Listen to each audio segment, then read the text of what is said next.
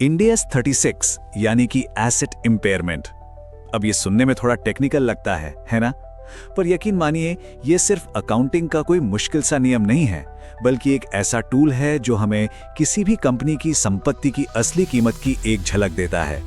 तो चलिए आज इसे बिल्कुल आसान भाषा में समझते हैं। चलिए इस बातचीत की शुरुआत एक बहुत ही सीधे सवाल से करते हैं।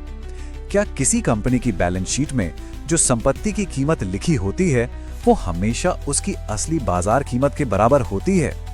इम्पेयरमेंट अकाउंटिंग दरअसल इसी सवाल का जवाब खोजने में हमारी मदद करता है। इसे एक बहुत ही सिंपल उदाहरण से समझते हैं। सोचिए एक कार है जिसकी कीमत कंपनी की किताबों में 10 लाख रुपए दर्ज है, लेकिन मान लीजिए कि उसका एक छोटा सा एक्सीडेंट हो जाता है। अब वो कार बाजार में सिर्फ 7 लाख में ही बिक सकती है। तो ये जो 3 लाख रुपए का फर्क आया ना, बस इसी को अकाउंटिंग की दुनिया में इम्पेयरमेंट लॉस कहते हैं। तो आज के सफर में हम क्या क्या जानने वाले हैं? सबसे पहले हम समझेंगे कि ये एसेट इम्पेयरमेंट आखिर है क्या। फिर हम उन चेतावनी के संकेतों को पहचानेंगे जो हमें टेस्ट करने के लिए इशारा करते हैं। उसके बाद देखेंगे कि ये इम्पेयरमेंट टेस्ट होता कैसे है, इस लॉस को रिकॉर्ड और रिवर्स कैसे करते हैं, और आखिर में एसेट ग्रुप्स पर इसे कैसे लागू किया जाता है।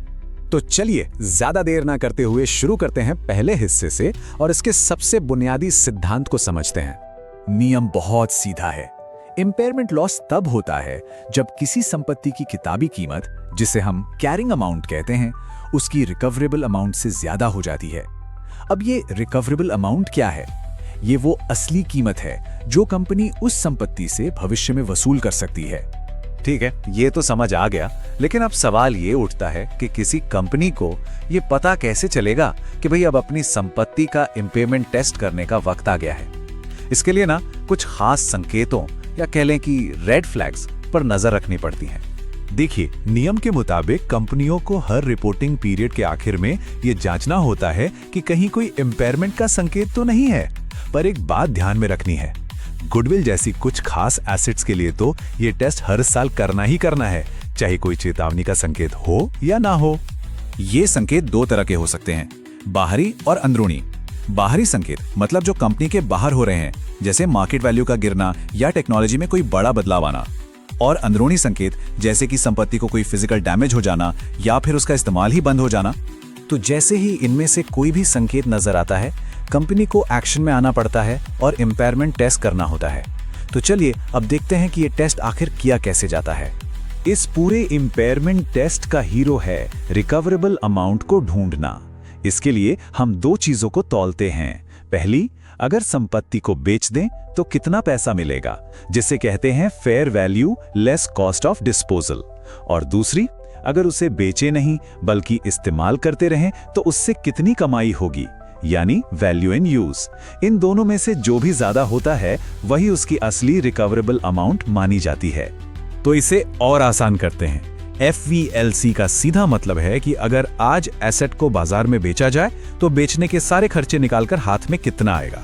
वहीं दूसरी तरफ VIU का मतलब है कि अगर एसेट को बेचा ना जाए और उसका इस्तेमाल जारी रखा जाए तो उससे भविष्य में होने वाली कमाई की आज की तारीख में क्या वैल्यू है।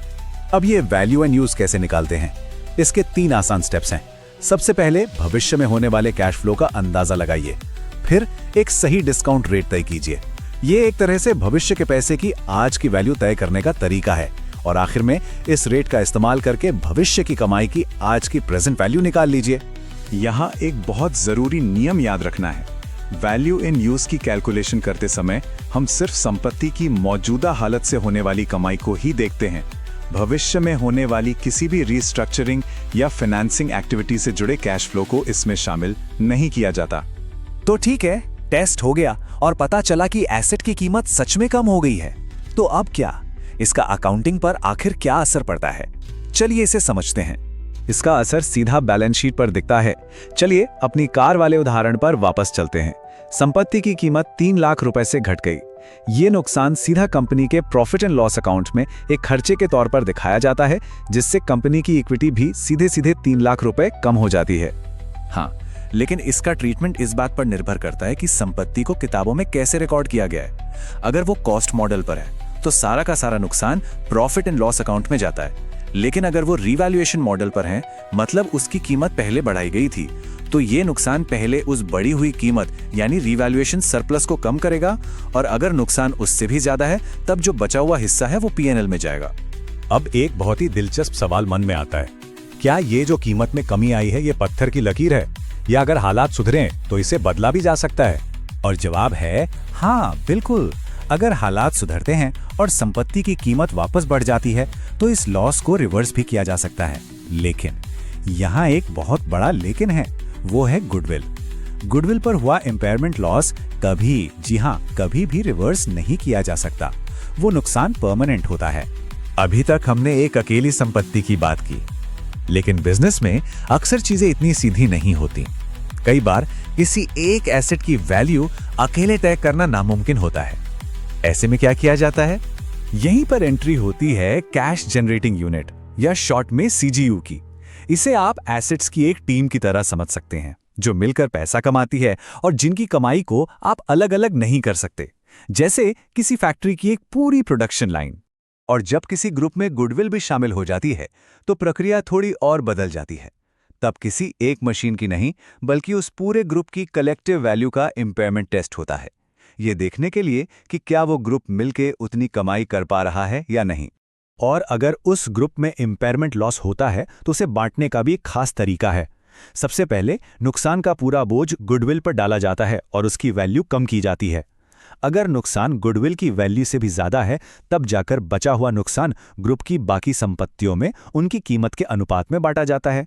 तो सार ये है कि इम्पेयरमेंट टेस्ट सिर्फ नंबरों का खेल नहीं है, ये इस बात का एक गहरा मूल्यांकन है कि क्या कोई संपत्ति कंपनी के लिए भविष्य में भी वैल्यू बनाए रख पाएगी या नहीं।